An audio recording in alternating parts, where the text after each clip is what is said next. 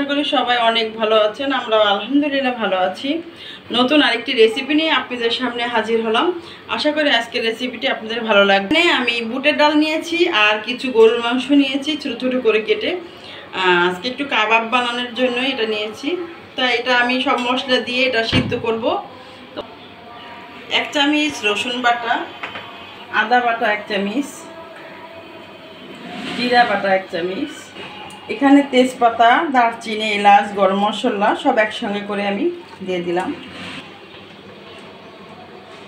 1 চামচ হলুদের গুঁড়া আর মরিচের গুঁড়া 1 চামচ, 3-4টা কাঁচামরিচ আর অল্প কিছু পেঁয়াজ, লবণ পরিমাণ মতো লবণ আর 2 চামচের মতো তেল দিয়ে দিচ্ছি। এটা আমি 2 কাপ পানি দিয়ে এটাকে সিদ্ধ দিব। পানি দিয়ে দিচ্ছি সিদ্ধর জন্য।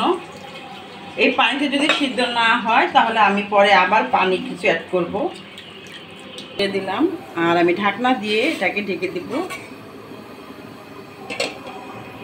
ডাল আর মাংসটা কিন্তু আমার সিদ্ধ হয়ে গেছে। এখন আর ঢাকনা দিব না, ঢাকনা ছাড়াই একটু পানিটা আমি নেড়ে চেড়ে শুকিয়ে নিব। এখানে আমি 3টা শুকনো মরিচ নিয়েছি আর মরিচ 3টাকে আমি এভাবে ছোট করে কেটে দিব। এতে সুন্দর একটা ফ্লেভার আসবে আর খেতেও দারুণ লাগবে।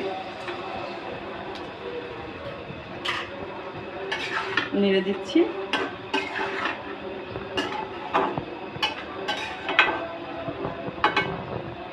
কাবাবের জন্য ডাল আর মাংসটা আমার সিদ্ধ হয়ে গেছে আর নেড়ে চেড়ে আমি পানিটাও শুকিয়ে নিয়েছি। এখন ঠান্ডা করে তারপর আমি ব্লেন্ড করে নিব। এখন আমি ব্লেন্ড করার জন্য ডাল, সিদ্ধ করা ডাল মাংসটা নিয়েছি আর এর সাথে আমি কিছু এখানে আমি একটা পাউরুটি ছোট ছোট করে কেটে নিয়েছি, সেগুলোও দিয়ে দিলাম। দিচ্ছি 2-3 টুকরা লেবুর রস, কিছু ধনেপাতা, পুদিনা পাতা, 1 চামচ গরম মশলা, ভাজা গরম মশলার গুঁড়া, ভাজা জিরার গুঁড়া 1 চামচ আর একটা ডিম দিয়ে দিচ্ছি। আর এর ভিতরে যে আমি গরম মশলা, আস্তা, এলাচ, দারচিনি, তেজপাতা এগুলি সব আছে, আমি কিছুই উঠাইনি। এগুলো একসঙ্গে করে ব্লেন্ড করে দিব। আস্তা দিয়ে দিলাম আর এখানে ব্রেড ক্রাম্ব দিলাম।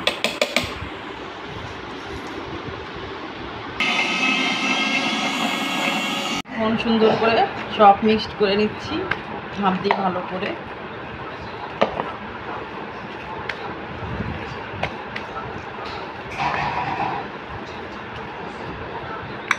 কাবাবগুলোকে আমি সেই মতো করে বানিয়ে নিচ্ছি। আমি একটু তেল রেখে নিচ্ছি, বানাতে চাইলে বড় সাইজের বানাতে হবে। আমি এই সাইজেরই বানাচ্ছি।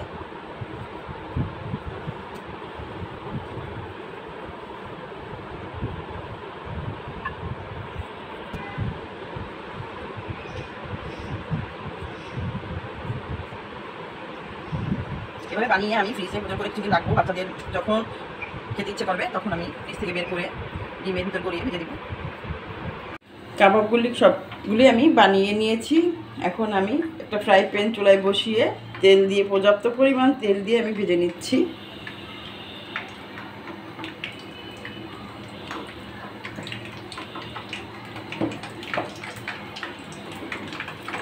আর ফ্রিজে রাখার পরে বের করে ওটাকে একটু ডিমের ভিতর গড়িয়ে তারপরে ভেজে খাওয়া যাবে।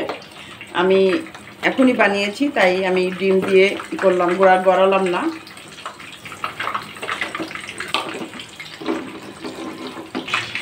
আস্তে করে আমি একটা একটা করে তুলতে দিচ্ছি। আর ফেনা ফেনা হয়ে আসছে, যেহেতু আমি একটা ডিম দিয়েছিলাম এজন্য ফেনা, তেলের ভিতরে ফেনা হয়ে আসছে।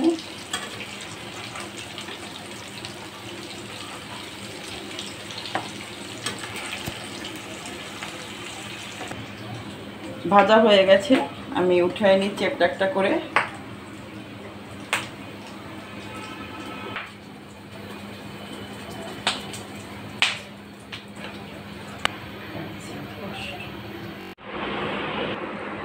আশা করি আজকের রেসিপিটা আপনাদের অনেক ভালো লাগবে।